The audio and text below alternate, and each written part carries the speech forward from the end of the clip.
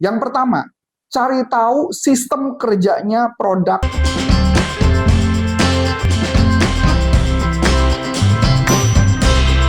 Halo teman-teman semuanya, balik lagi sama aku Vika di Curhat Sales. Nah, di Curhat Sales kali ini aku ingin share nih, kalau misalkan ada kasus nih, sales nih ya lagi curhat, kalau misalkan dia itu dapat keluhan terus nih dari customer, kalau misalkan properti itu, kalau misalkan mau akad, ternyata prosesnya lama juga nih, lama banget gitu katanya ya. Nah, gimana sih kita sebagai sales menanggapi customer atau keluhan-keluhan dari customer nih? Nah, penasaran? Yuk kita langsung aja tanya ke Coach Antonius Arif.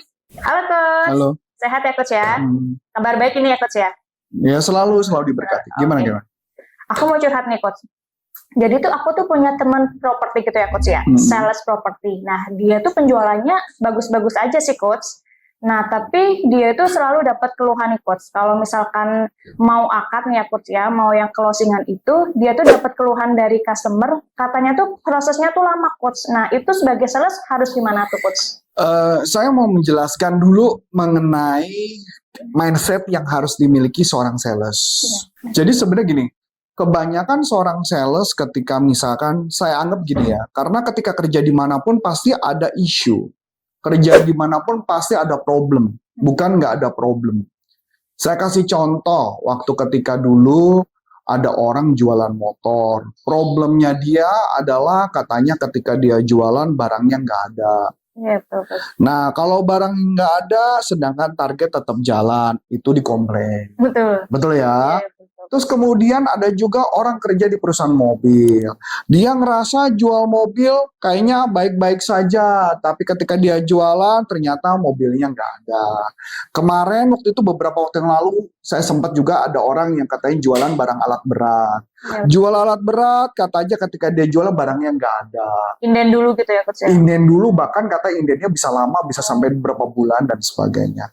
Kalau saya gampangnya gini ya, ini dari kacamata saya. Oke, Coach, apa tuh? Target adalah tetap target. Ya, oke. Target adalah target. Itu yang pertama. Yang kedua adalah, yang harus kita lihat adalah bahwa kalau selama pengalaman saya menelusuri apa yang menjadi problem yang menyebabkan akhirnya barang nggak ada, ternyata problemnya ada di sales sendiri. Oh, oke. Bukan di customernya. Jadi balik lagi, kalau saya tuh jadi seorang sales tuh jangan terlalu banyak alasan. Jadi alasannya kita adalah tetap dia targetnya untuk jualan. Dan kemudian ketika saya telusurin problemnya apa yang terjadi, ternyata problemnya tahu nggak kenapa terjadi? Apa tuh Coach? Jadi si salesnya diminta forecast. Ya. Forecast. Jadi barang apa yang bakal laku? Dia forecast, anggaplah barangnya A. Iya. Di forecast dong. Lucunya yang dijual bukan A. Oh, malah yang lain gitu ya Coach? Yang dijual B. Sekarang saya mau tanya, kalau kita jadi pemilik perusahaan, stres nggak kayak gitu? Iya. Dia forecast ya A, yang dijual yang B. Yang alias si B itu barangnya laku. Tanpa perlu dijual, Tanpa ya. barang jualan aku sendiri. Sama kayak gini contoh. Saya paling gampang sederhana kayak gini. Ingat mungkin sekitar 5-6 tahun yang lalu lah. Apa tuh Coach? Mobil Avanza 5-6 tahun atau 7-10 tahun yang lalu lah. Mobil Avanza itu kan laku ya. Iya. Laku sendiri ya. Tanpa dijual pun laku ya. Pertanyaannya, jadi kalau orang mau booking mobil Avanza, sekarang saya tanya, Avanza perlu sales apa enggak? Enggak perlu. Nah, laku dengan sendirinya gitu. Laku dengan sendiri, mereka cuma hanya ngurusin dokumen, maka komisinya kecil juga kan. Pertanyaan, sedangkan ada mobil lain yang sebenarnya profitnya lebih besar, dia nggak berusaha untuk ngusahain. Jadi kebanyakan seorang sales adalah sukanya nyalahin situasi. Nyalahin kondisi. Dia kalau bisa ya, dia akan salahin kucing lagi beranak pun disalahin sama dia gitu. Itu sales. Ini sorry ya, saya ngomongnya berapi-api, kesel. Karena saya tuh sering denger yang kayak gini-gini tuh kesel, nyebelin banget gitu loh. Karena kebanyakan sales-sales adalah yang suka beralasan. Itu dulu yang pertama. Oke, Coach. Balik lagi ke properti. Pengalaman saya membeli properti, memang akad itu ceritanya panjang. Lama gitu ya Coach ya? Lama. Dan kadang-kadang kalaupun cepat, pasti ada kejadian yang kurang enak. Apa tuh Coach? Misal contoh, Iya. ketika dia mau akad, bisa jadi ketika mau akad kan, kalau akad itu kan harus bikin janjian sama notaris. Iya, betul. Dan dia harus bikin janji kalau akad lagi apa sama bank, berarti sama bank dong. Iya. Pertanyaan, dokumennya ada semua lengkap dokumennya. Nah, kadang-kadang dokumennya juga nggak lengkap atau perusahaan, saya mohon maaf, ini banyak confidential yang saya nggak bisa sharing, Ya, oke, Coach. yang istilahnya bank itu kadang-kadang bisa memberikan pinjaman kepada pengusaha tanpa suratnya itu pecah, pecah tanah, pecah surat izin. Jadi surat izinnya belum dipecah, misalkan anggaplah lahannya 1 hektar, Ya, oke. jualan tanahnya 150 meter. Berarti mesti dipecah dong, Ya, pecah akta dong. Bisa jadi kadang-kadang pecah aktenya nggak bisa cepet. Makanya kadang-kadang ada beberapa perusahaan tidak bisa melakukan akad, yang bisa dilakukan adalah perjanjian jual beli. karena emang suratnya juga banyak gitu ya. Belum dipecah. Oke, ya, ya. Pertanyaannya kenapa belum dipecah? Karena bisa jadi namanya mereka pengusaha, mereka membeli tanah, dia kalau pecah itu biayanya gede, sedangkan yang sales yang jualan mungkin bisa jadi belum menutupi semua tanah tersebut. Bisa bayangin nggak kalau Anda pengusaha satu hektar, Anda mau pecah tanah, tapi bagaimana Anda mau pecah tanah kalau rumahnya aja belum laku? Iya, betul, Coach. Tapi kan dia pengusaha besar dong, Coach. Jangan pengusaha besar, harusnya dia udah mikirin. Enggak gitu juga kalau pengalaman saya bekerja. Di mana yang namanya perusahaan tetap ada resiko. Butuh dana besar juga gitu Betul. ya, Coach. Saya ambil contoh. Saya membeli satu properti, saya nggak perlu sebut di daerah mana. Ketika membeli properti itu, kamu tahu, saya nggak pernah bisa bikin akad. Kenapa tuh, Coach? Properti itu saya bikin, saya tanda tangan surat namanya perjanjian jual beli. Ya. Perjanjian jual beli, ketika saya tanda tangan perjanjian jual beli sampai kemudian ke akad itu butuh waktu mungkin kayaknya lebih dari 3 tahun. 3 tahun, 3 Coach? tahun apa 5 tahun, betul. Lama banget ya. Nah, artinya kenapa? Bahkan pernah sampai kejadian, ya kalau mama sempat nyari di internet ya, tapi tolong ini jangan dicari di internet, kita jangan yang cariin. Itu tempat kena kasus daerah pertanahan itu, tanah itu. Kenapa kena kasus? Sampai disegel. Sengketa banyak. Disegel karena dianggap tidak mempunyai IMB. Oke, Coach. Disegel, walaupun akhirnya segel itu dilepas dan bisa diurus. Oke, Coach. Tapi saya sebagai customer pasti komplain dong. Iya, pasti dong, Coach ya. Sebagai customer pasti saya marah-marah dong. Tapi bisa nggak seorang sales dia handle itu? Jadi istilah saya gini, kalau istilahnya kamu salesnya, kamu tuh udah terima gaji, kamu udah terima komisi, diomelin itu bagian part kerjaan kamu. Iya, betul. Jadi jangan berharap menjadi sales itu nggak pernah diomelin, nggak mungkin. Betul, Coach. Kalau saya mengatakan diomelin itu adalah bagian dari pekerjaan seorang sales. Loh, Coach Arif bisa enak banget ngomong kayak begitu. Saya cuma jawab, saya pun juga pernah jadi sales. Pernah ngalamin diomelin juga, pernah dimaki-maki sama customer, dibanting telepon pernah, sampai diancam-ancam pernah, dan sebagainya. Tapi sebagai seorang sales, jalan terus, nggak punya alasan apapun. Saya kasih gambaran dulu gini, contoh. Tugas saya ketika menjadi sales, yang pertama, cari tahu sistem kerjanya produk atau produk di perusahaan yang kita mau jual. Sistem itu artinya apa? Gimana cara jualannya, produk ini problemnya apa, yang bakal dikomplain customer apa, itu harus kita kumpulin dulu. Bahkan ketika saya kerja, tugas saya pertama adalah mencari tahu kelemahan produk ini apa. Karena ketika saya tahu kelemahannya apa, maka ketika saya jualan, tugas saya adalah mengeluarkan informasi kemungkinan-kemungkinan keberatan yang bakal ada customer yang bakal komplain. Yang paling gampang sederhana namanya inokulasi. Saya kasih gambaran contoh. Saya pernah jualan satu printer. Printernya besar, segede satu meja ini. Oke? Segede meja ini. Segede meja ini. Sekarang saya mau nanya. Tintanya nggak ada. Tintanya nggak ada, Coach. Terus gimana, Coach? Nah, suruh saya yang jualan.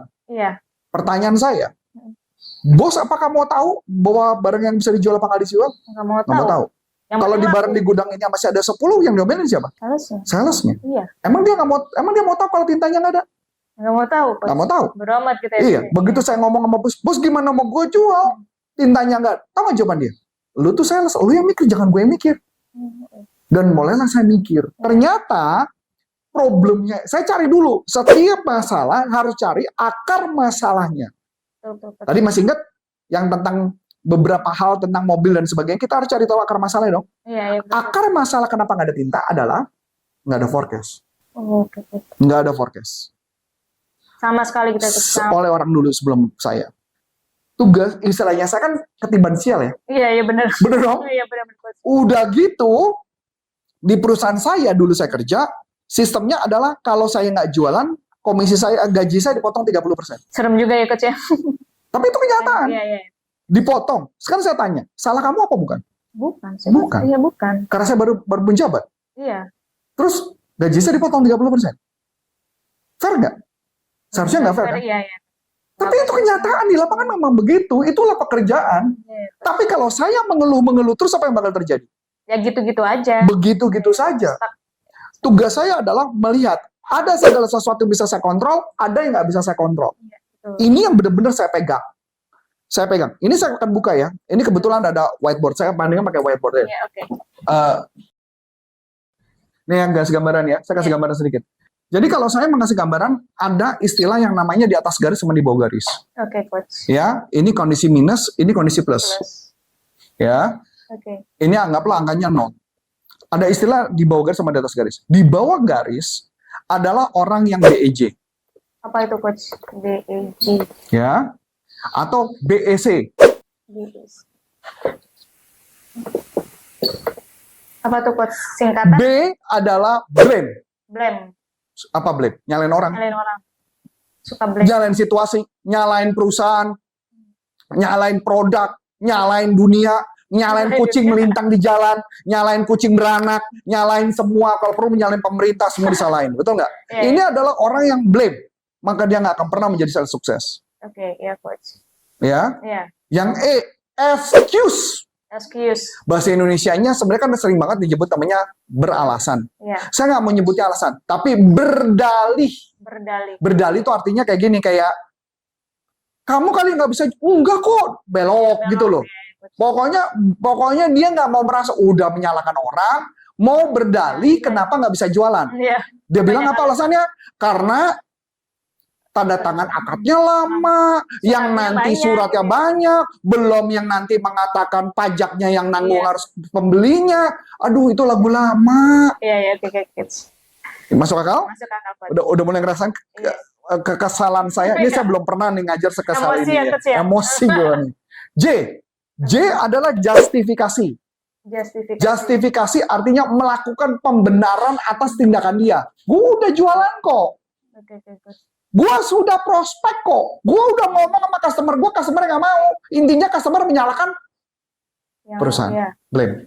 Mengelak gitu juga coach. Berarti blame, Excuse, sama justifikasi. C Oke. itu artinya komplain. Komplain, ya. Oke. Jadi kebanyakan komplain aja terus.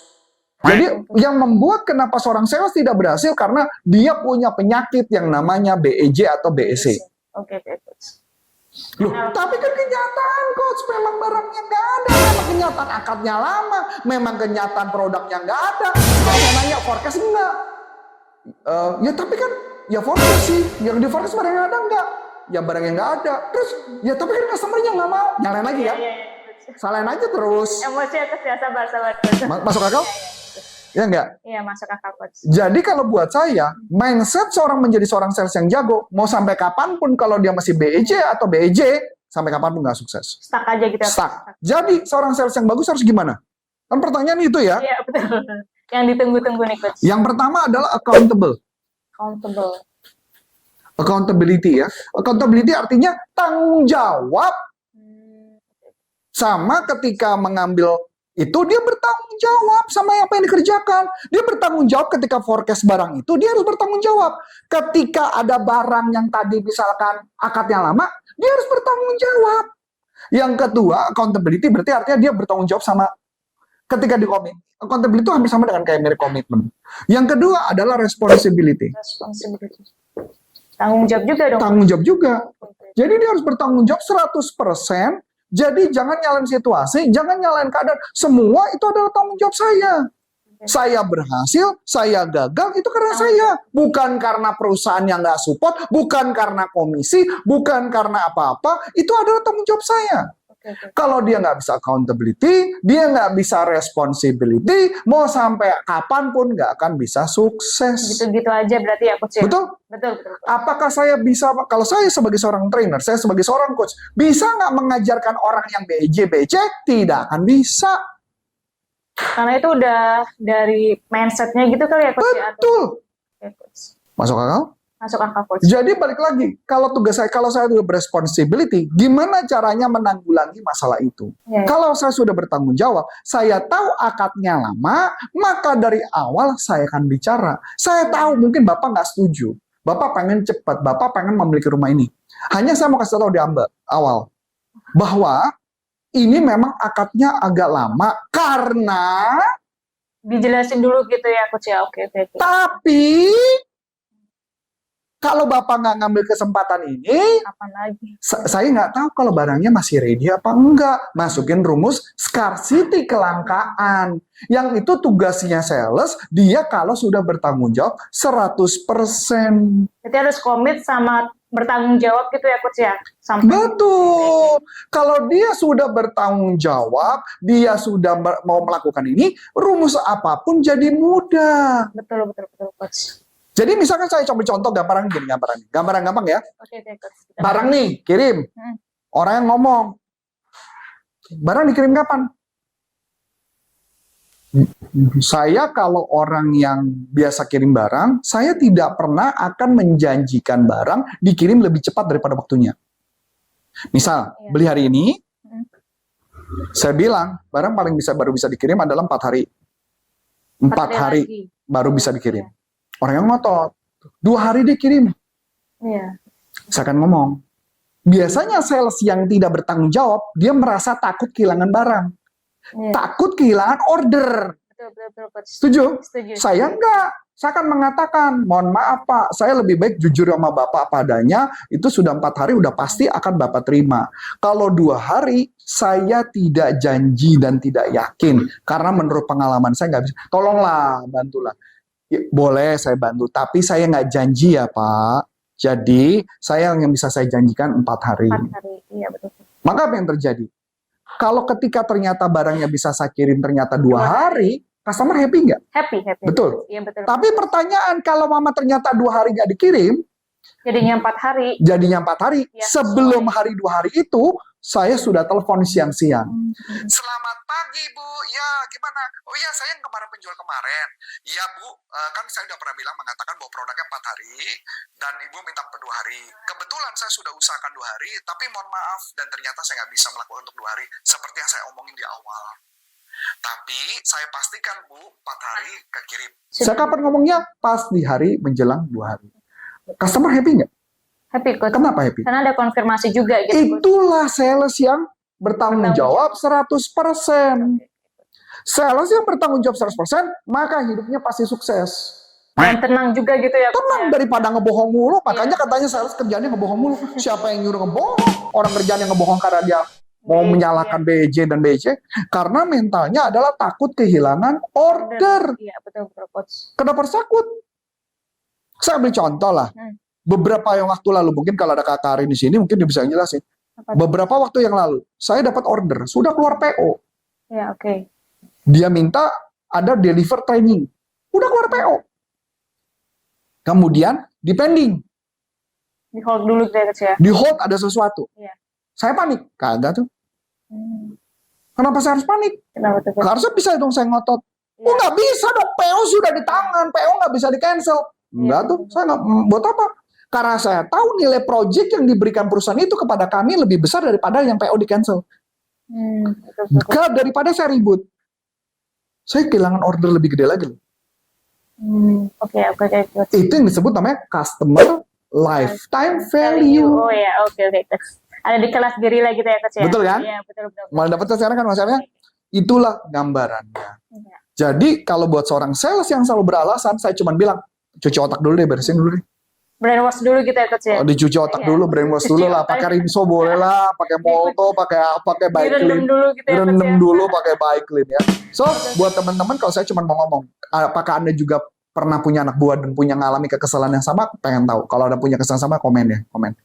Ya, buat teman-teman yang salesnya gue kayak sebel banget sama saya, nggak apa-apa, komen aja juga.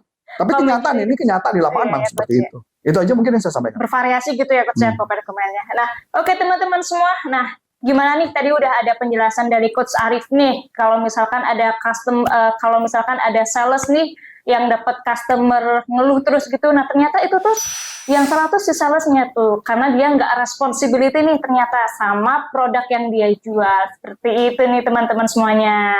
Halo teman-teman semuanya.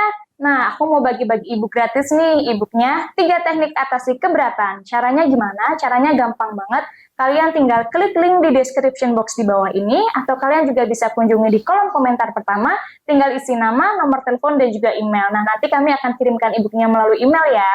Oke, akhir kata dengan saya Vika, dan Saya Coach Antoni Syarif. Salam performance. Bye-bye. Bye-bye.